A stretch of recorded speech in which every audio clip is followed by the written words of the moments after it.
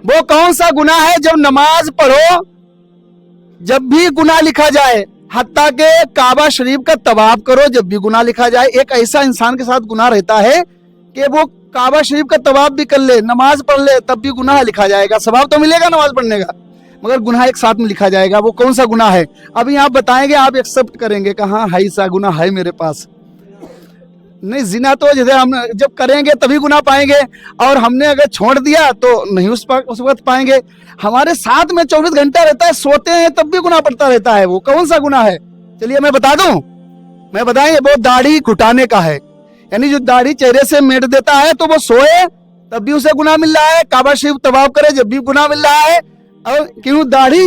अब प्यारे इस्लामी भाइयों, दाढ़ी कितनी जरूरी है शरीयत में, है नहीं? ये साथ में जुड़ा हुआ है, ऐसा फेल है जो साथ में जुड़ा है। अब प्यारे इस्लामी भाइयों, कितनी अच्छी बात मिली। फिर देखिए, अच्छा दूसरी बात आ गई, आपको मिल भी रहा है, ऐसा नहीं है, ऐसा नहीं हम ऐसे छोड़ दें, बात बता के भी जाएंगे। सुनिए, अब बहुत अच्छी बात आ रही है, कुर्बानी करना किस पर वाजिब है? ये सवाल है, किस पर वाजिब है? और आपको बताते भी रहते हैं कि कुर्बानी करना किस पर वाजिब है, बताते रहते हैं। वो आप बता दीजिए किस पर वाजिब है, कोई हाथ उठाए। सुभान अल्लाह, जवाब दीजिए। हाँ माशाल्लाह। कैसे? ये पैसा है वो उसके ऊपर कुर्बानी फर्ज है, वो जो हाँ मतलब पैसा माल के निसाब। माशाल्लाह, इन्होंने जवाब दुरुस्त दिया है, इन्हें भी माशाल्लाह तस्वीर से नवाजा जा रहा है। सुभान अल्लाह। ये अब इतना बोलने में क्या है कि जिसके पास पैसा है उसकी कुर्बानी है, उस पर वाजिब है नहीं। चलिए, इन्होंने जवाब तो दिया इतने बीच में। चलिए प्यारे इस्लामी भाइयों, फिर एक मैं पर्ची खोल रहा हूँ, उसमें देखें क्या सवाल निकलता है, क्या जवाब हमें मिलता है पब्लिक की तरफ से। हमारा सवाल है, हाँ, वो कौन सी नमाज है जिसे अदा करना फर्ज आइन है मगर उसकी कज़ा पढ़ना हराम है?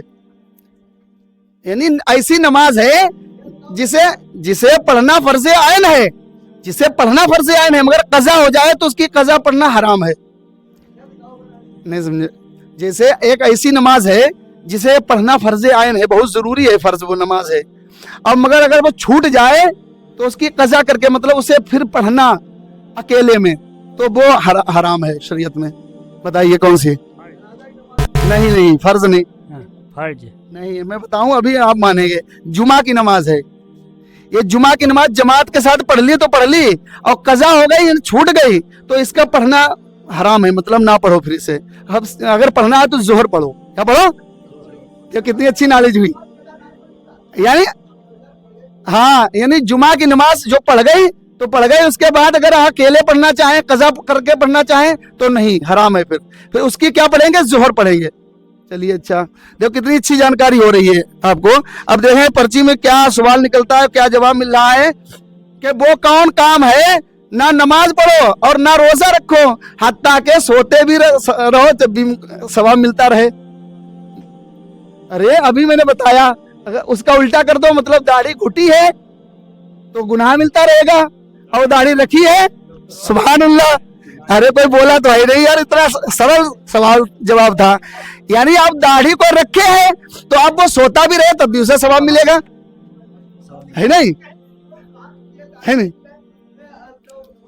और मिलता नहीं रहेगा। जिसे सुनो तो मैं बताऊंगा, जैसे सुन्नत है, सुन्नत आपने चेहरे पर रख ली तो सुन्नत का मैटर जारी है, जारी जब सो रहे हो तब भी तो सवाब मिल रहा है नहीं? ऐसा है लिखा हुआ, ऐसा थोड़ी हम बगैर हवाले के नहीं बोलूंगा, इंशाल्लाह सब किताब में लिखा हुआ है।